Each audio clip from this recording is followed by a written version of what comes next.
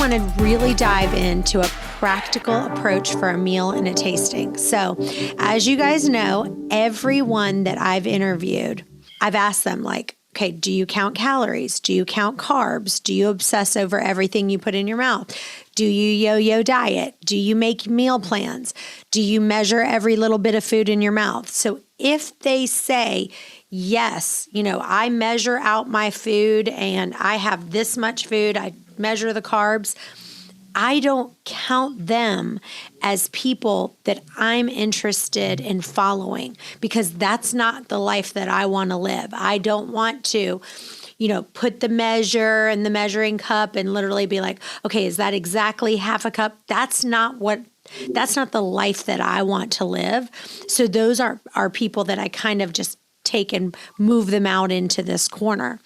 So taste is something that's super, super important to me and every thin woman that I've ever interviewed. So I would never do one of those things where I got like a meal in a box. Now, I'm not talking about like Blue Apron or Green Chef. I think those are great, right? I'm talking about, a Nutrisystem, one of these Jenny Craig, like that is not, in my opinion, the life that I want to live. And 8 months ago, one of my friends, I saw her, she was 175 pounds when I saw her about 8 months ago. And 8 months later, she was over 250 pounds. And she was like, you know what? The only diet that ever works for me is the Atkins diet. Now, let me ask you, did that diet really work for her? Well, in her mind, that diet really worked for her, right? Because she lost 10 pounds, then she would get rid of the 10 pounds, then she'd gain 15, then she'd lose 10, and then she'd gain 20, then she'd lose 5, and then gain 15, right?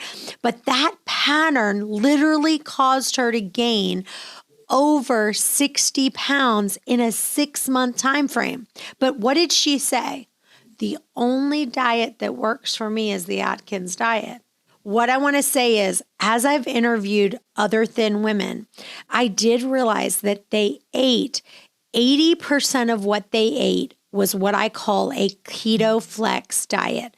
So even though they didn't realize they were doing it, none of them would ever say, I do keto or I do Atkins or I do this. They never did that. But if you started looking at what they ate mostly vegetables, moderate protein, and healthy fats. They maybe had a half a cup of grains or a half a cup of fruit if they were craving it. They would really listen to what their body wanted. Now, that keto flex was like 80% of the time they were eating that, but the other 80 or 90%, it just depended. They might have, the 10% might have been dark chocolate or cream in their coffee or 4 or 5 French fries. So they never, ever deprive themselves. So without being consciously aware of what they're doing, they were eating in a keto flex and intermittent fasting lifestyle. But if you ask them, they would never tell you they did that. It's just by me watching them day after day. It's just how they ate. But again, if they wanted a French fry, they would eat 4 French fries. If they wanted a chip, they would eat 3 chips. You see where I'm going with this? So one of the things they always told me is they waited until about 12 or 2 to start eating. Most of the women ate in anywhere from a 4 to 8 hour window. But again, it wasn't on purpose and it wasn't really rigid. They would say things like, okay, they never said, okay, I'm going to start eating exactly at 12 and I'm going to stop eating exactly at 4. Let me do my fasting app. Like that's not what they did. But when I would ask them, what do you eat and what time do you eat? 9 times out of 10, they would say, I'm just not a big breakfast person. I never eat breakfast. I start eating around 1 and then I start eating dinner around 5:30. I pretty much would end around 6. I would ask another person. She'd say, I'd probably start eating around 2, and then I would finish around 6:30. So after interviewing them more in depth, I realized that they were eating really 1 medium-sized meal and then a tasting. And occasionally, they might eat 1 meal a day. So let me explain. I asked my friend Laura, I said, what'd you eat yesterday? Well, you know what? I knew what she ate for one of her meals because I went with her to the restaurant. We went to Liaka. It's a really nice restaurant. We were celebrating a friend's birthday. And she said, you know what? I was so full that I didn't eat anything for the rest of the day.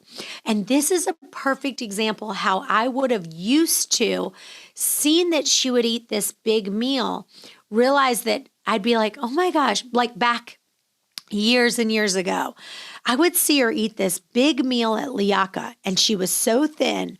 And I would say to myself, see, she can eat whatever she wants and still stay so thin. But before, I didn't realize that's all she ate the whole day, right? I would literally be like, before I would say things like, see, look at her eating that huge lunch. Why am I not thin? I ate exactly what she did. But what I did was I went home and ate dinner and ate that big meal for lunch. That's why I wasn't losing weight. And so, I asked her, what did she eat the day before? She said she stopped at Starbucks around 2:00, got a protein bar and a cup of coffee, and then went and had a nice dinner. One day she had one meal, right? She'd eaten that big lunch. The other day she had a protein bar and then she had dinner. As I began to dig deeper, I realized that these thin women weren't just doing intermittent fasting, but they were doing one meal and a tasting. And when I start gaining weight, it's because I'm actually sometimes eating two meals. And so when I'm eating two meals, I start realizing, oh, wow, I'm starting to gain weight. Why? Because I'm not eating a meal and a tasting. I'm eating two medium-sized meals, and that's too much food for my body. If I haven't worked out a lot that day or haven't exercised that day a lot or whatever it is. And one of the biggest questions that people ask themselves, this is so important, they ask themselves, how am I going to feel about myself after eating this? And the second one is, how am I going to feel physically after I eat this? Is it worth it? Now, those are two separate questions. Let me repeat them because it may have sounded like I said the same thing. Number one, how am I going to feel about myself after I eat this? And the second one is, how am I going to feel physically after I eat this? Is it worth it? And actually, I really have that in reverse because they first ask themselves, how am I going to feel physically after I eat this? And is it worth it? And so, my friend Laura would say, I might eat bread once or twice a week on an open-faced sandwich with one slice of bread. But, most of the time I'm eating lean meats, vegetables, and healthy fats. And every time I would interview someone, they would say, if I have a carb for lunch, I wouldn't be then having rice or potato for dinner. So this goes back to saying, like, on average, they're mostly having about half a cup of grains per day, right? So they might have a burger with no bun and then eat some fries. And then dinner might be shrimp and vegetables. For lunch, they might have grilled chicken salad, and then dinner is maybe rice and chicken and broccoli, And the other thing they always say is, I don't like to be too full after I eat. Every single one of these thin women, they always say, I don't like to be too full after I eat. And the reason is because they want to have the energy, and they feel like if they're too full, then they get too tired and they don't have the energy that they need. So remember, the other thing they always ask is it worth it? I want to share a story with you. Recently, I went to dinner with my friend Kelly, and we went out to this restaurant. I can't remember the name of it, but the first restaurant we went to, we both took a bite of this bread. And she and I both, literally within seconds of each other, we tasted the bread and we said, this is not worth it, right? And what we meant is that the carbs and the calories in that bread wasn't worth it. But then the following week, 1 week later, we went to this restaurant. We went to Becca, and they have this on Monday nights, they have these poppers. And again, as soon as she literally said, this bread is worth it. We each had a couple bites of that bread. This was a while back. We had a few bites of that bread and we just put it down. So let me give you one more example. I have 3 pairs in my closet that are over $200 for the pair of shoes. And I just have a rule that I try to spend around $100, on a pair of shoes. I try not to spend more than $200 unless they're like comfy. I think I'm going to wear them. But there's a couple pairs of shoes that I have that are over $200. And the reason I decided to buy them is because, they were just so comfortable and they were so rare. In my opinion, they were worth the extra money. So you have to ask yourself, is it worth it? Like when you're eating it, if it's not great, right? Why do I want to bother with eating that? It just doesn't make sense. Like we have to think about food in the same way that we balance our checkbook. Like there's times where you're going to say, it's just like shopping. Right? Like there's times we might say, this is what I need to do. And we have to say, okay, is this worth the money? So for me, I like to go to the Ritz-Carlton and the Four Seasons. Every time I go, I spend way too much money. Their massages are like $180 a pop.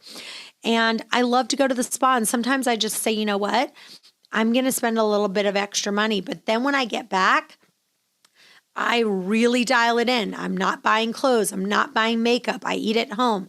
I'm really being strict with my spending, right? So the perfect example is my friend Lori would say, like, if I ate a little bit of pasta for lunch, I'm not having carbs for dinner, right? So we need to balance. That's the key.